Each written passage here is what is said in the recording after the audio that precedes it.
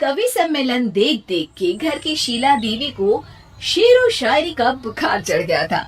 अब वो सीधे मुंह किसी को जवाब ही नहीं देती थी। उनके पति और उनका बेटा तो काम करने घर से बाहर चले जाते थे और उनकी शायरी झेलनी पड़ती थी बहू रेणु को। अब सास बोलती नहीं, अर्ज करती थी, संदूक पे रखी संदूक, संदूक में रखे झुमके, बहू झुमके निकाल के दे मेरे, कहाँ लगा रही है ठुमके। माँ जी, झुमके तो आपके निकाल दूंगी मैं, लेकिन आपके दिमाग से ये शायरी का भूत कैसे निकलेगा? छोटे लोग नहीं समझेंगे, शायरी है शौक बड़ा, तू अपने काम से काम रख, मेरे काम में मत टांग अड़ा। शौक अलग बात है, लेकिन हर चीज में अपना शौक डाल देने से जग हंसाई हो सकती है सासू माँ।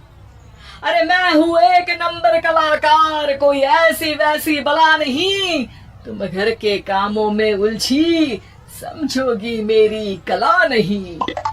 ठीक है माँ जी, आप नहीं समझती तो कोई बात नहीं, लाओ मैं आपके झुमके ही निकाल कर दे देती हूँ।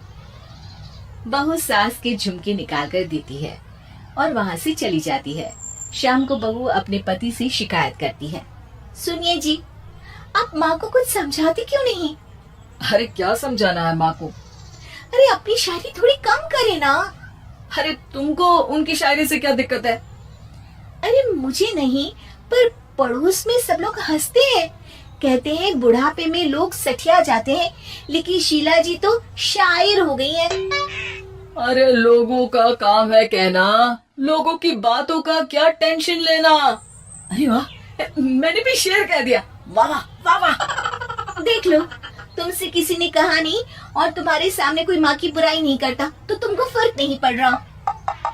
अरे तुम खामखा की बात का बतंगड़ बना रही हो। चलो चाय बना कर ले आओ मेरे लिए, साथ पियेंगे, कोई ढंग की बातें करेंगे। रेणु चाय बनाने लगती है। पहले वो अपने पति को चाय देती है, फिर सास को और आखिर में अपने ससुर को।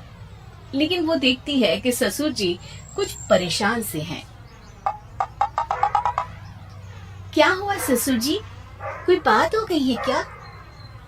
अरे तेरी सास बात बात पे शायरी करती है। कल मैंने पूछा कि खाना खाया तो तेरी सास ने क्या जवाब दिया पता है? अरे गलती की और आरोपी ने कोड़े खा लिए फटाफट, खाना तो नहीं पर पकोड़े खा लिए झटाझट। अब बता क्या जवाब दूं इस बात का? वो तो सभी से शायरी में ही बात कर रही हैं, मुझे भी समझ में नहीं आता कि क्या करूं मैं। बेटा उसको उसी की भाषा में जवाब देना पड़ेगा। मैं तो आम बातचीत में भी उसके सामने कुछ नहीं बोल पाता, शायरी में क्या बोलूंगा भला। ससुर ने जैसे ही कहा कि उसको उसी की भाषा में जवाब देना पड़ेगा, बहू को ये बात जच गई। अगले ही दिन वो शायरी की कुछ किताबें लेकर आई और शायरी की प्रैक्टिस करने लगी ताकि सास को उन्हीं की भाषा में जवाब दे सके। उसने दिन रात एक कर दिए। एक दिन सब साथ में बैठकर टीवी देख रहे थे, तभी रेणु सबके लिए बिरयानी बनाकर लाती है, लेकिन सास को बिरयानी भाती नहीं।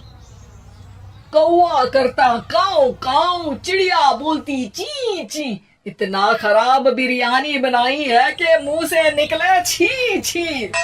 बस इसी मौके का तो बहू को इंतजार था, क्योंकि अब बहू सास को उसी की भाषा में जवाब देने के लिए तैयार थी। माँ जी, हमको अपनी ये बेकार शायरी ना सुनाइए, जैसी भी बनी है बिरयानी चुपचाप खाइए। ससुर जी और रेणु के पति ने रेणु का जवाब सुनते ही जोर से ताली बजाई और सास ने जब रेणु का शायराना जवाब सुना तो उनके गले में बिरयानी अटक गई। बहू ने एक और शायरी का तीर छोड़ा। शायरी में बहू के सामने सास हो जाएगी ढेर, क्योंकि सास मारेंगी एक शेर तो बहू मारेगी 1.25 शेर। सास को छोड़ के सब वाह वाह करने लगते हैं। आज पहली बार सास को नहले पे दहला मिला था और रेणु ने सास का मुंह चुप करा दिया था। अगले दिन रेणु का पति उससे कहता है, अरे वाह, तुमने तो माँ की बोलती बंद कर दी, मजा आ गया। अब मेरे लिए कुछ बना दो, खाकर मैं काम पर चला जाऊं। शायरी ही है मेरा जीवन, वही करूंगी जी भर के। नौकरानी रख लो कोई, काम नहीं करूंगी मैं घर के। अरे तुम क्या माँ जैसी हरकतें करने लगी? सीधे सीधे बात करो ना। हो गई कल शायरी, रोज थोड़ी ना करोगी। शीशी भरी गुलाब की पत्थर पे फोड़ दो, जो मुझे शायरी से रोके उसके कान मरोड़ दो। पति घबराकर वहां से चला जाता है और बाहर उसके पिताजी के पास जाकर बैठ जाता है। दोनों अपनी बीवियों की शायरी से परेशान हैं। ससुर को पछतावा होता है कि क्यों उसने बहू को सास की भाषा में ही जवाब देने का आइडिया दिया। अब तो घर में दो दो शायर हैं। दोनों एक साथ दुखी स्वर में कहते हैं, हम दोनों की ही बीवियां जब से शायर हो गई है, क्या बताएं, जिंदगी एक फटा हुआ टायर हो गई है।